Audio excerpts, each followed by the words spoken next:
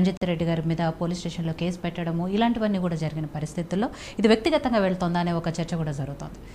అంటే రైవల్ తప్పకుండా రెండు పార్టీల యొక్క వ్యక్తులు కీలకమైనటువంటి వ్యక్తులు ఆ నియోజకవర్గంలో ఉన్నారు.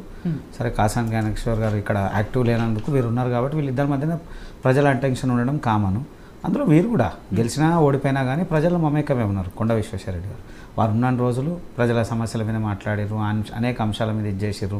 వాళ్ళు ఏదో కామ్గా ఉన్నటువంటి దాఖలాలు ఏం లేవు.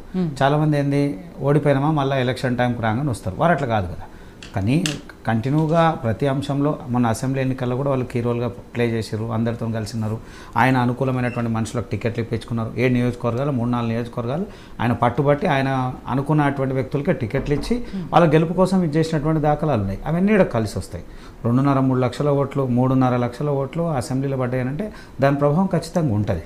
అదే ఓటు అనే వరకు 2 విషయాలు, వ్యక్తిగత ఓటు ఉంటుంది, పార్టీకి సంబంధించిన ఓటు ఉంటుంది.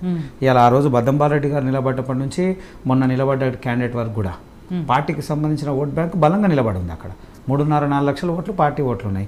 ఇలా కొండ విశ్వేశ్వరరెడ్డి గారు ఇంకా కొంత ఇది చేయగలిగితే, గతంలో ఆయన కాంగ్రెస్ నుంచి పోటీ చేశారు కాబట్టి కాంగ్రెస్ ఉన్న ఓట్లు కూడా ఆయనకు ఎంతో కొంత ప్రయోజనం జరుగుతుంది. దాంట్లో ఏమాత్రం లేదు. అన్నీ కలిసి వచ్చేటువంటి అవకాశాలు ఎక్కువ శాతం ప్రస్తుతం ఉన్నటువంటి పరిస్థితుల్లో కొండ విశ్వేశ్వరరెడ్డి గారికి ఎక్కువ అవకాశాలు ఉన్నాయి. కారణం ఏంటంటే ఆయన ఓడిపోయినా ప్రజలు ఉన్నాడు, గెలిచినా ఉన్నాడు. అప్పుడు కూడా గెలిచినప్పుడు కూడా మాట్లాడినప్పుడు ప్రభుత్వం అదే ప్రభుత్వం ఉన్నది, అదే ప్రభుత్వంలో కొన్ని అంశాల మీద మాట్లాడినప్పుడు తెలంగాణ ఉద్యమాల అంశంలో కానీ ఇంకో అంశాల మీద మాట్లాడినప్పుడు ఆయనకు బాధ అనిపించి పక్క జరిగిన దాఖలాలు కానీ ఆయన మీద ఏదో అభియోగాలు వచ్చి ఆయనంతా ఆయన పార్టీకి దూరం అయ్యాడు. కాబట్టి మనిషి మీద కొండ విశ్వేశ్వరరెడ్డి గారి మీద ఎక్కడ కూడా ఎలాంటి అభియోగాలు లేవు. అదే రంజిత్ రెడ్డి మీద కొంచెం అక్కడక్కడ వచ్చినటువంటి దాఖలు ఉన్నాయి. ఆయన వ్యాపారం మీద కానీ ఆయనకు సంబంధించిన అభియోగాల మీద ఆయన కూడా స్పందించారు.